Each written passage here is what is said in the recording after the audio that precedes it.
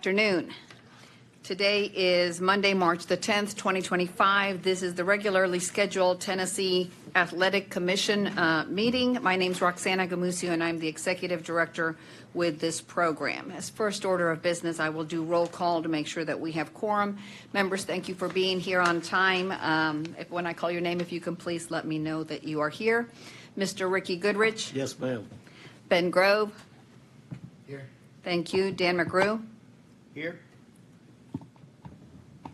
Thank you. And Corey Cipolla. Here. Thank you. I think we should be able to have 4 mics at a time, but we'll turn them off after we speak just to make sure that everybody has an opportunity to be heard. The first order of business is to properly notice that the meeting information for this March 10th meeting has been put on the Athletic Commission's website since June 17th of 2024. Additionally, this month's agenda was posted as of March the 3rd.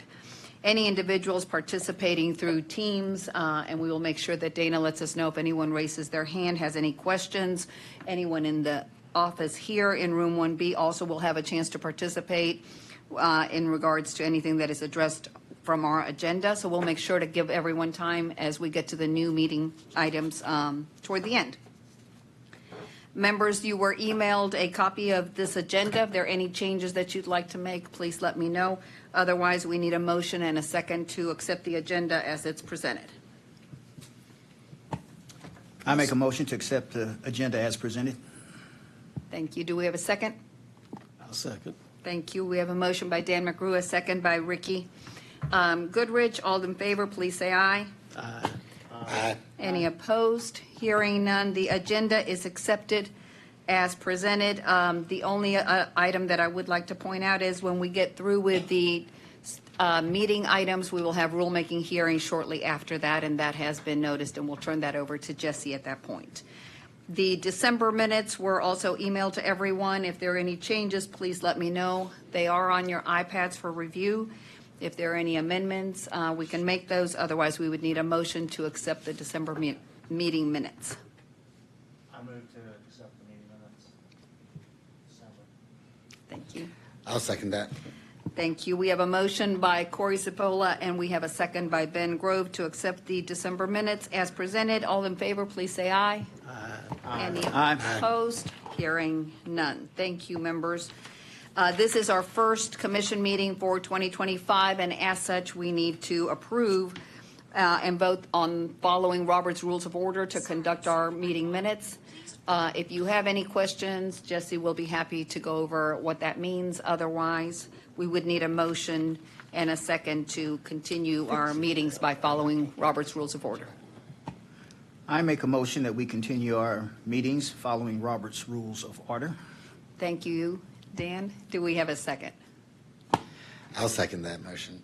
Thank you. We have a motion by Dan McGrew and a second by Ben Grove to follow Robert's Rules of Order for conducting our commission meetings. All in favor, please say aye. Aye. Any opposed?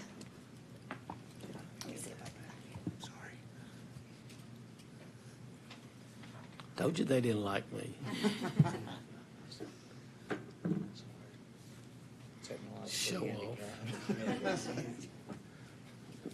Damn right, buddy.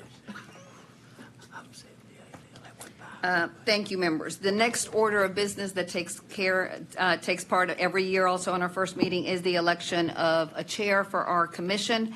As part of Tennessee Statute 62-115-106, the statute says that a new chair, it says another chair will be appointed each year. And so, members, I welcome, and of course, we've had the pleasure of having Dan McGrew as our chair for this last year.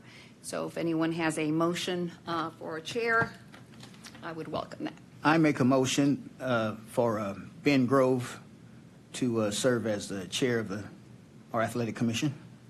Thank you, sir. Do we have a second? I'll second. Thank you. Dan Grove is our, the motion is for Dan Grove to serve 2025 meetings as the chair. Who did I say? Ben, I combined them. Ben Grove. And you're side by side. Thank you. And the second was made by Ricky Goodrich. All those in favor, please say aye. Aye. Aye. Any opposed? Thank you. Ben, congratulations. Thank you. Absolutely. Yes, and thank you, Dan, for everything this last year. You have on your iPads the January 2025 budget. This is the last fiscal report that we have. It is on page 5 of the 18 pages. This reflects as of the end of January that we have a surplus of $8,112, leaving the reserve at $104,783. Yes, sir. I'm sorry, but do we need to elect a vice chair? There is not a vice chair. Okay. So that's a great we question, had. because today I even questioned myself. I questioned the website. And Okay. That's the only reason I wrote the statute. So that's a great question. I'm sorry. Proceed. Thank you. Thank you. So that is the budget information. I think we will probably, the way it's looking, hit June, which is the end of our fiscal year, with hopefully a surplus and not end with a deficit. But so that is information only, and I will go ahead and turn it over to Jesse Gentry, legal counsel for the commission, to go over the legal report, which starts on page 6. All right, good afternoon. We've got 2 cases on the legal report. The first one is very similar to traditional complaints that we've received. There's allegations that were made against a promoter, as you can see from the summary. I won't read that all into the record, but essentially the complaint alleged that a coach that was at the event had assaulted him.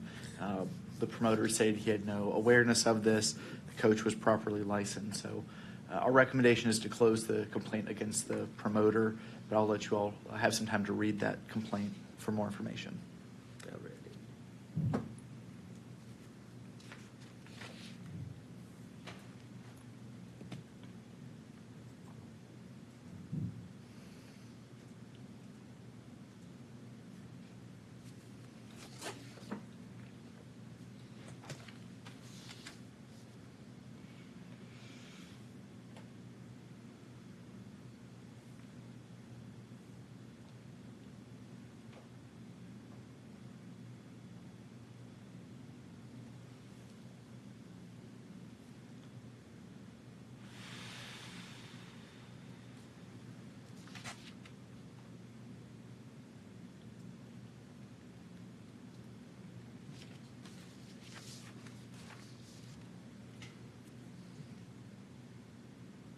If there are no other questions, I'll make a motion that we accept the decision.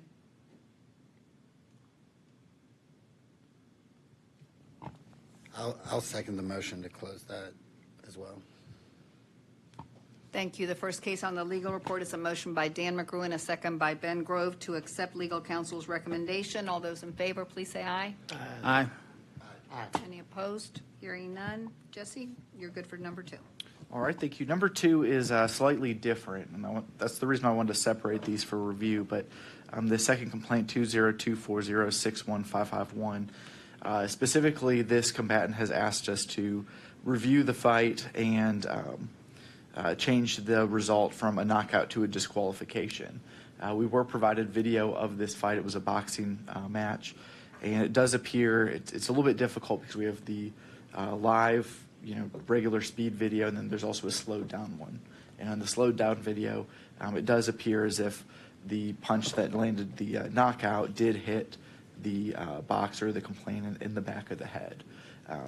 This complaint originally was sent to the promoter. The promoter reviewed the video as well, and the promoter didn't necessarily, support this idea of changing it, but the promoter did say it looked like, from the referee's point of view, maybe it was obstructed when they viewed it. So I've also shown the video to our inspectors, the state's inspectors, to ask for their opinions, and they also agreed it is difficult to look at this in real time and make a decision to change the bout.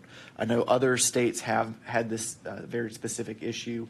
Typically, they've looked at video evidence, and their commissions have made decisions based on that, either to overturn it or let it stand. So it's not out of the realm of the possibility for this commission to review the fight, but since all these complaints come in anonymously, if the commission was aware or was interested in reviewing this to make a determination, we would have to bring the parties in, kind of do it outside of the legal report. So it's a little bit strange because on the complaint process, we don't really do that. We don't really make it a decision to review it because you wouldn't have the chance to review the fight. That would make everyone known.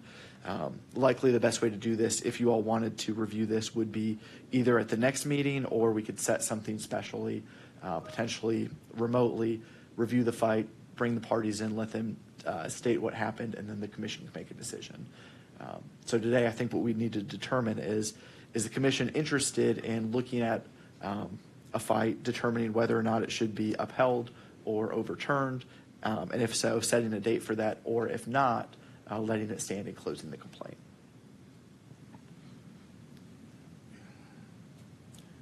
Well, it's hard to make a decision on, whether it should be overturned or not without seeing it. So my suggestion would be, of course, anyone can give their suggestion also, but that we look at it at the next meeting. If we need to have the respondents come in and we can view it ourselves to make that determination, I think that would probably be the best way. I think that's fair as well. I just want to recognize ahead of time that it's sort of like the review process in the NFL where like it's going to need like over the top. Like if our inspectors are saying that it's hard to judge, it's going to be very hard to overturn. Right. Because you need 100% evidence to overturn it. Right. So. Yeah, it has to be very obvious, for sure. I mean, it can't be just, okay, we think. Yeah, it can't be. I mean, otherwise, that's what our inspectors are for. Exactly. I mean, And referees, they go by what they see, and they can't see every angle either. And I think the promoter's statement of that, it was confirmed from the video. I mean, the referee's kind of looking, his back is to one of the fighters, so it is tough for him to get that angle. It would have been tough, I think, for him to make this call. Yeah, I mean, I'd be fine with taking a look at it, though. Okay. And we can make our own judgment. yeah. I know it puts you in a weird situation asking for you to make a determination if you want to look at it without being able to see the evidence ahead of time. So I think that is a decision we can do. We can accommodate and get the video in for this meeting and then tell the parties they can come in as well. Would you like me to ask the referee to come as well, or it's not really a formal hearing, so it would be kind of different than witnesses, but if you want the referee or any other parties, I can reach out to them as well. I don't think personally that the referee would need to be here for that. I mean, he can testify. He already testified to what he saw by his actions of what he called in the ring. So I wouldn't say he's going to maybe try to second guess himself from the video. So I don't think that's very necessary. Yeah, Okay. I agree.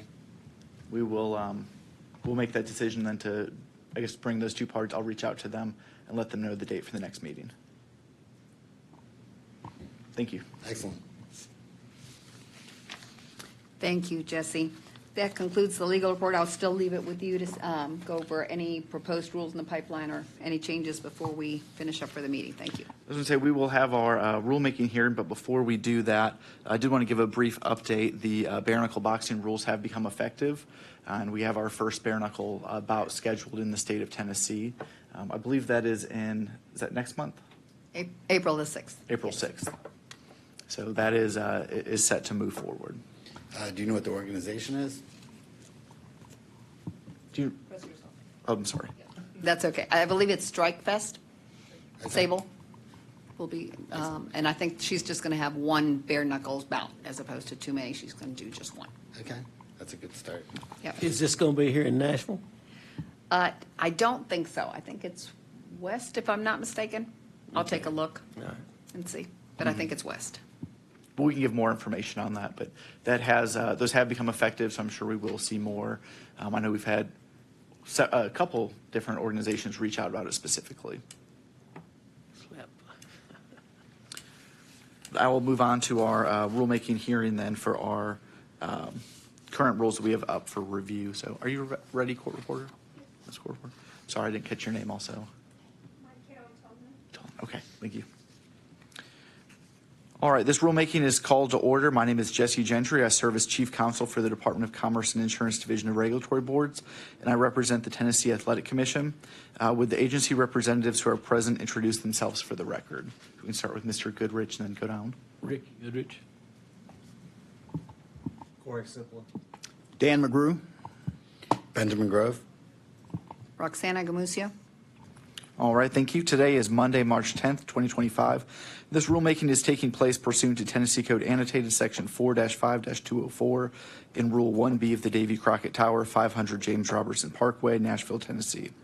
The purpose of this rulemaking hearing is to solicit public comments on proposed rules for the Tennessee Athletic Commission. The proposed rules clarify when the Commission may waive or modify any of the rules to allow for specific rules to be approved and utilized in a contest or event. The rules also clarify that a referee in a mixed martial arts contest or event will utilize the currently accepted and applicable uniform rules promulgated by the Association of Boxing Commissions unless the Commission has approved a specific set for that contest or event.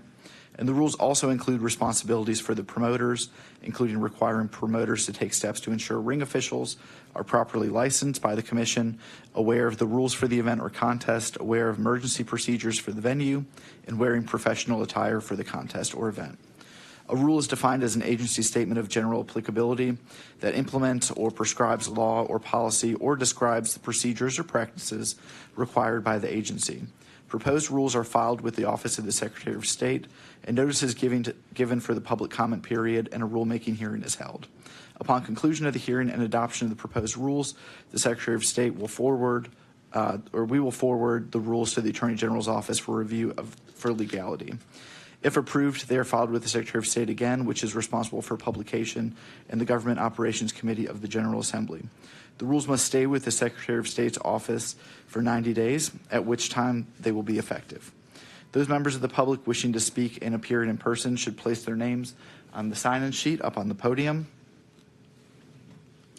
Seeing no members of the public, we'll move on to any members participating electronically. Did Ms. Moore get yours? Okay.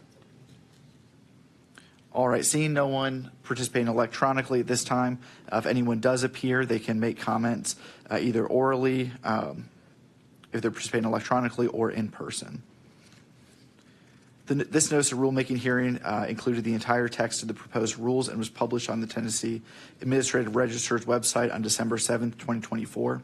An electronic notification for these rules and this rulemaking hearing was sent through e-notification on December 12th, 2024, and notice of this rulemaking hearing was added to the Commission's public calendar on March 3rd, 2024.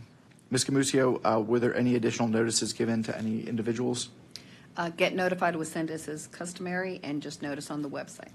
And did you receive any comments before this meeting? No, we have not. Okay.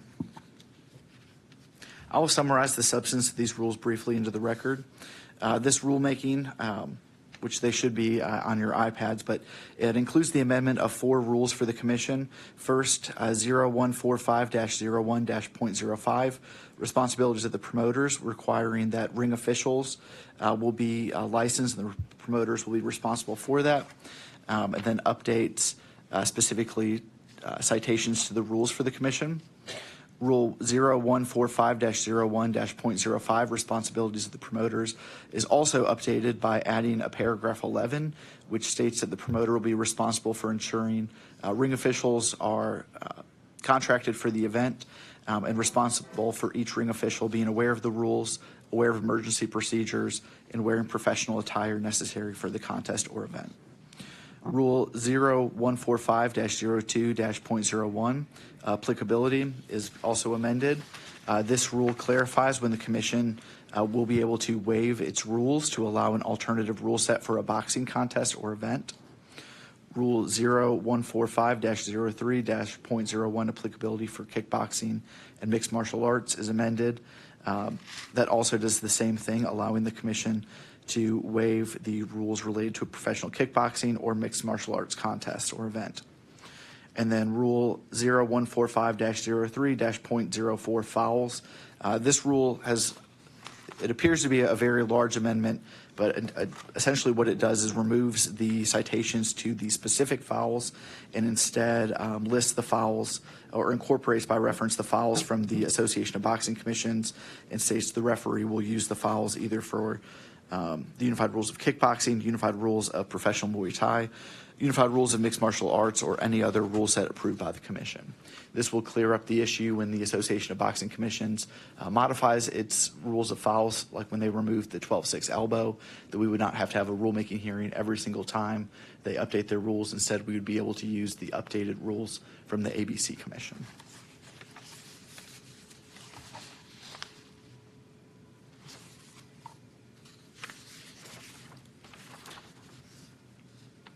I'm just checking again to see if there's anyone here to make public comments on these rules. Seeing none, are there any comments from the Commission?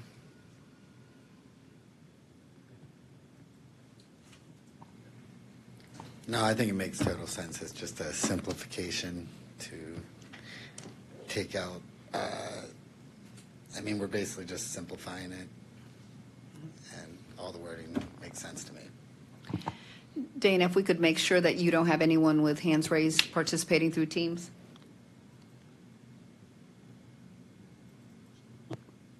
There's no hands raised. Okay, thank you. All right, great. Seeing no comments being made beforehand or comments at this meeting, we'll go ahead and close the comment period. And if the board would like to make a motion at this time for these rules, it would be open to making a motion on these specific rules. I'll make a motion to accept the rule changes as they appear. I'll second it. Thank you, and that has to be done by roll call vote. The motion to accept the rules as presented by Attorney Jesse Gentry as part of the rulemaking hearing. The motion's made by Ben Grove, seconded by Corey Cipolla. By roll call vote, if you agree with these, please answer aye. Ricky? Aye. Corey? I agree. Thank you, Dan? Aye. And Ben? Aye. Thank you. All those in agreement. Thank you, Jesse. All right, I'll have a few more things I'll have to read into the record. We'll have roll call votes on these as well. I'll let you know when they come up for roll call vote. But specifically, I'll read the regulatory flexibility addendum into the record. Pursuant to Tennessee Code Annotated Section 4-5-401 through 404, prior to initiating the rulemaking hearing process, all agencies are to conduct a review of whether the proposed rule or rules affect small businesses. Specifically, we need to look at the extent to which the rule may overlap, duplicate, or conflict with other federal law, state, and local government rules. Our statement would be that these rules do not overlap, duplicate, or conflict with any federal, state, or local rules. We should make sure they provide clarity, conciseness, and lack of ambiguity. And our statement would be the rules are written in a clear and concise language, generally understandable to all. The establishment of flexible compliance and reporting requirements for small businesses. The department does not anticipate the requirement to establish flexible compliance and reporting requirements specifically for small businesses as a result of these rules. The reporting and compliance requirements are created equally for the safety of those engaging in combat sports. 4, we have to look at the establishment of friendly schedules or deadlines for compliance and reporting as it relates for small businesses. The department does not anticipate the requirement to establish friendly schedules or deadlines in compliance and reporting specifically for small businesses. The reporting and compliance requirements created by these rules are necessary for the safety of all of those participating in combat sports. The consolidation or simplification of compliance or reporting requirements for small businesses. The department doesn't anticipate the need to establish consolidated or simplified compliance or reporting requirements specifically for small businesses. The reporting and compliance requirements created by the rules are necessary for the safety of those engaging in combat sports. Number 6, the establishment of performance standards for small businesses as opposed to the design or operational standards required by the rules. The department does not anticipate the need to establish different standards specifically for small businesses as a result of the rules. The reporting compliance requirements created by these rules are necessary for the safety of those engaged in combat sports. And then finally, the unnecessary creation of entry barriers or other effects that stifle entrepreneurial activity, curb innovation, or increase costs. The department does not anticipate the proposed rules will create any entry barriers or other effects that stifle entrepreneurial activity, curb innovation, or increase costs. These rules should increase entrepreneurial activity by allowing the Commission to consider alternative rule sets for contests of mixed martial arts, which will allow for new types of mixed martial arts to be regulated by the Commission. Unless you all have any questions, I would need a motion to adopt the regulatory flexibility addendum answers. I'll make a motion to accept. I second. Thank you. We have a motion to adopt the statement as read by Jesse Gentry, a motion made by Ben Grove, seconded by Dan McGrew, by roll call vote. Ricky Goodrich. Ben Grove. Dan McGrew. Aye. Corey Zippola. All in agreement. Thank you, Jesse. All right, we will also need to read the impact on local governments and adopt that statement as well pursuant to TCA 4-5-228. And that statement would be, the Athletic Commission does not foresee any impact on any local government as a result of these rules. So I would need a motion to adopt that impact on local government statement. I'll make a motion to approve it. I'll second it. Thank you. We have a motion by Corey Zippola and a second by Ricky Goodrich to accept the local government statement as presented by roll call vote. Ricky Goodrich. Aye. Ben Grove. Aye. Dan McGrew. Corey Zippola. Aye. All in agreement. Thank you. All right, and then finally, the last thing we'll need to adopt, the Joint Government Operations Committee asked for some specific information before these go to their review. First is a brief summary of the rule and description of all relevant changes. And just briefly, we would state the Department of Commerce and Insurance, Tennessee Athletic Commission intends to amend its rules for mixed martial arts to better unify with the listed files in the unified rules of the Association of Boxing Commissions. At the 2024 annual meeting of the ABC, the member jurisdictions voted to amend the unified rules for MMA to change when a combatant is considered grounded and to eliminate the 12-6 elbow as a foul.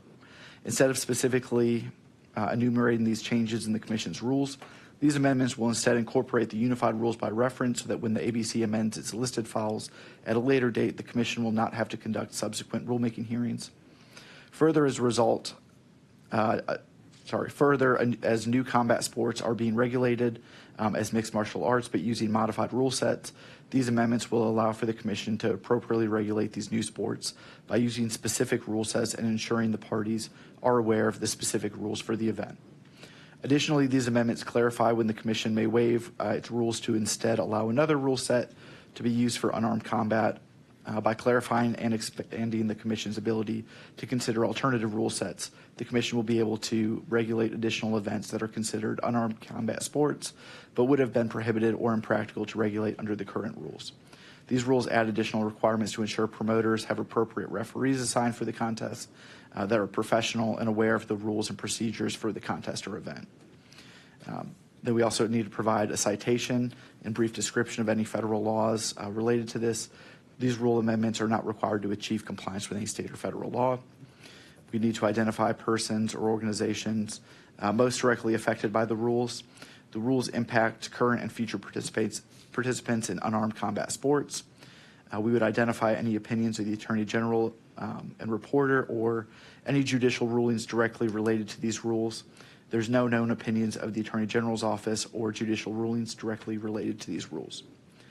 We'd have to give an estimate of the probable increase or decrease in state and local government revenues from these expenditures, if any, resulting from the promulgation of this rule. The department does not anticipate a significant cost for the administration and enforcement of these rules. The rules may allow for additional combat sports with alternative rule sets to take place, which may increase the number of contests or events that occur, but is not anticipated to be a major increase in contests or events. The identification of the appropriate agency representatives possessing substantial knowledge for understanding the rule. We've listed myself as well as the executive director, and then identification of the appropriate representatives who can explain the rule at the scheduled meeting of the committees of the Joint Operations Committee. And I've listed Reed Witcher, myself, and the executive director. And then we've also included addresses for those individuals. And then they also ask for any additional information relevant to the rules, and we didn't have any additional information to list. So unless the commission has any other questions, we would just need a motion to adopt this additional information to provide to the Joint Government Operation Committee. I'll make a motion to adopt. I'll second. Thank you. The motion to adopt the statement as presented, motion made by Ben Grove, seconded by Ricky Goodrich, by roll call vote. Ricky Goodrich? Aye. Ben Grove? Dan McGrew? Aye. Corey Sipola? All in agreement. Thank you, Jesse. All right, thank you. And then just to summarize, I will prepare the Form 7039 to provide to the Secretary of State's office, and that will go to the Attorney General's office for review as well.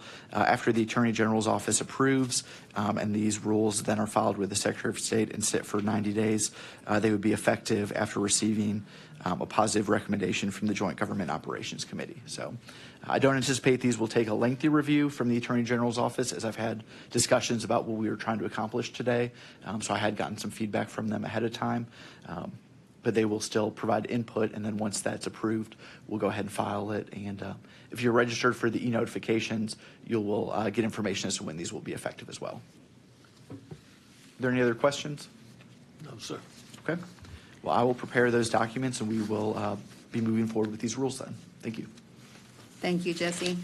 Members, as part of our new business, before I turn it over to make sure you've got nothing else that you want to discuss, I'll make sure that anyone that's participating remotely or here in person has a chance to address the commission or ask questions about anything that's been on the agenda. Dana, if you can let me know if anything or anyone has raised a hand or posed a question via Teams. No. Thank you, ma'am. Commission members, I'll turn it over to you in case there's anything else to discuss before we entertain a motion to adjourn. Well, first, I would like to know if you wanted to hear my observations at the recent redneck brawl that was in Knoxville. I think I'd asked to go, and I did go and attend, which they had an amateur sanction, correct? Yes. Well, my observance of it was exactly what it was, what it said it was. I'm not sure what the ISKA, who had it sanctioned. Yes. I was looking at their rules, but you know, you had individuals in there with work boots on and cowboy boots, and they got paid. I know that because sitting at ringside, one of the fighters came out with a check. They were handing checks out as they came out. And I said, well, how much did you get paid? And she looked at it and said, $300. I said, okay. I'm not sure what they call that. If it was just, I don't know, a stipend or something maybe, I don't know, but how they got by with paying the participants when they had an amateur sanction. That is a great question, and I will state we were aware of. I'm not sure if this is. Sorry, I thought I pressed something. We were aware of this event occurring before it was sanctioned. So when we found out that it was sanctioned, we were glad to hear that there was an agency that was sanctioning them. I don't believe that we've received any complaints related to this specific event at this time. But if the commission would like, we can investigate further, especially with the sanctioning organization, to see if they were aware as to whether or not these individuals were paid, if that's what the commission would like us to do.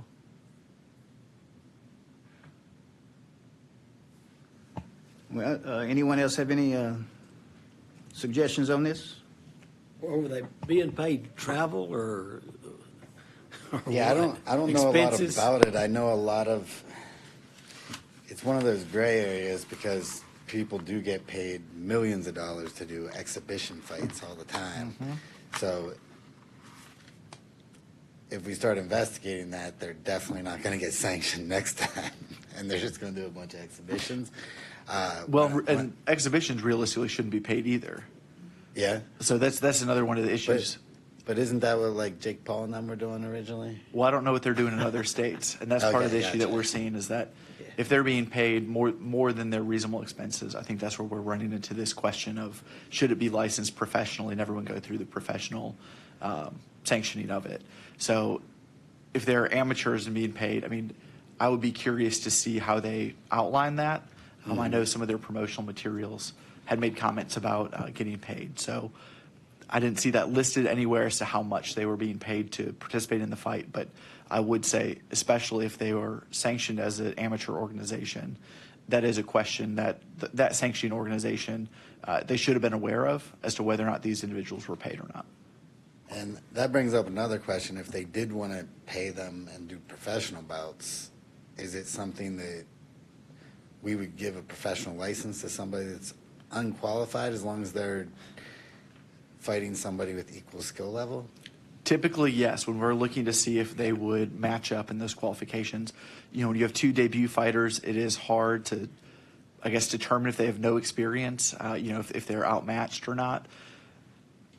I know that they produced a lot of promotional videos for these individuals that were, well, I shouldn't say they produced it. I'm not sure who produced the videos, but there were a lot of promotional videos of these individuals participating in this event. So I don't know what types of training they did beforehand. I don't know if, there were individuals who had other types of experience or not. But I mean, we do look at that traditionally with any type of professional licensing is to determine whether or not that would be appropriate. Well, When they give us the bout sheet.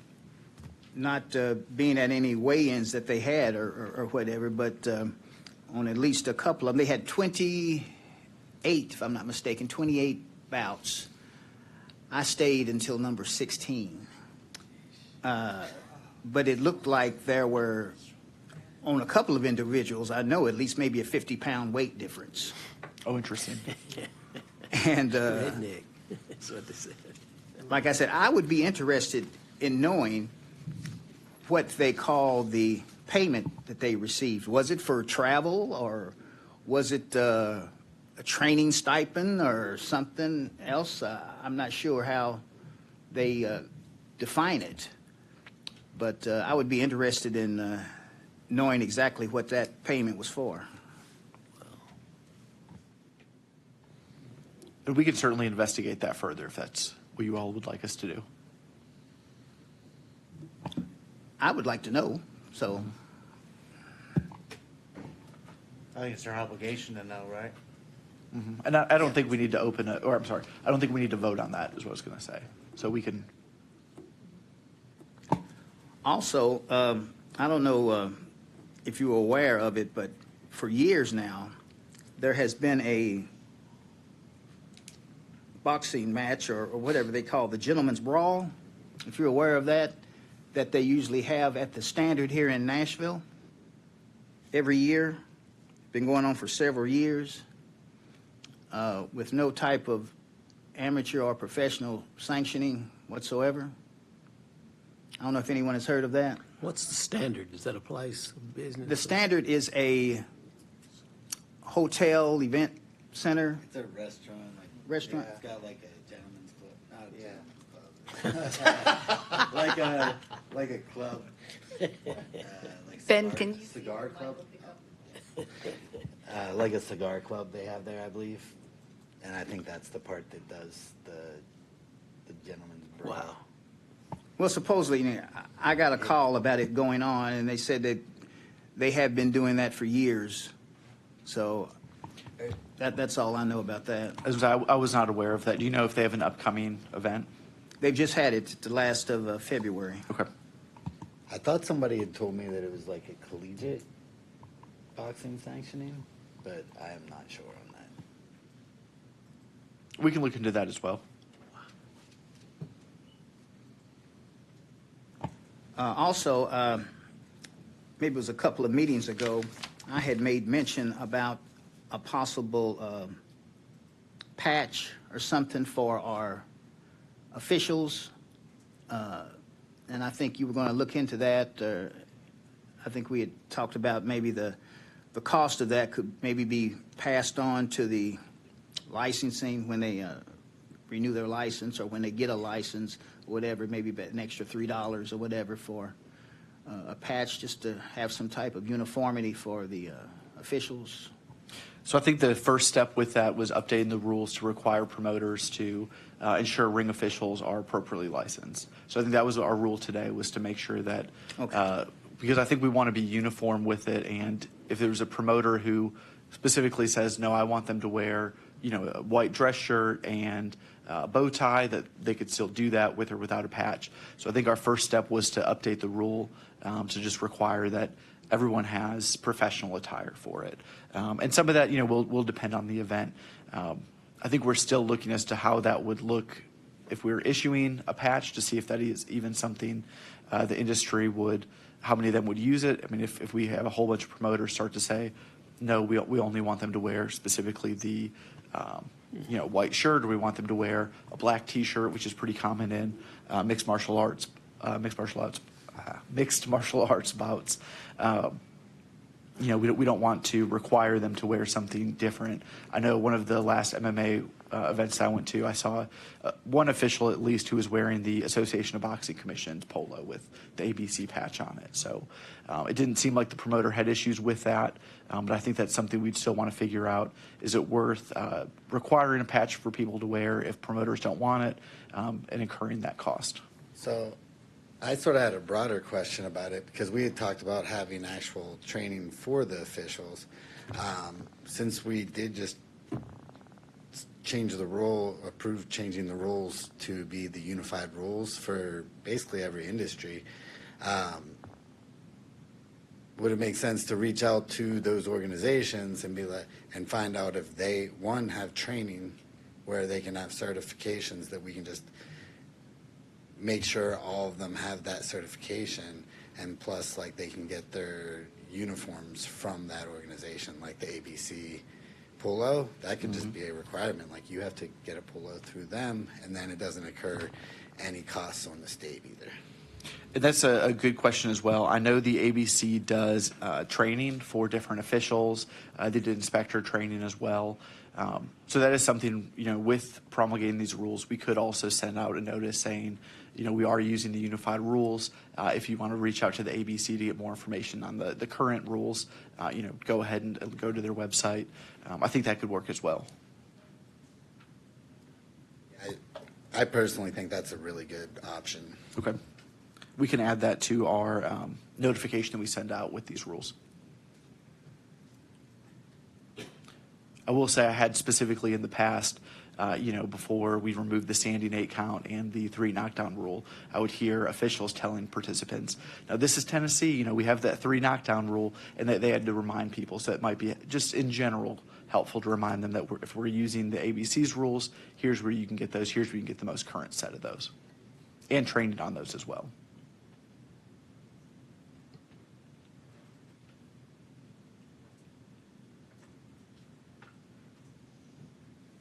Are there any other questions or You anything feel else to good about discuss? that, Dan?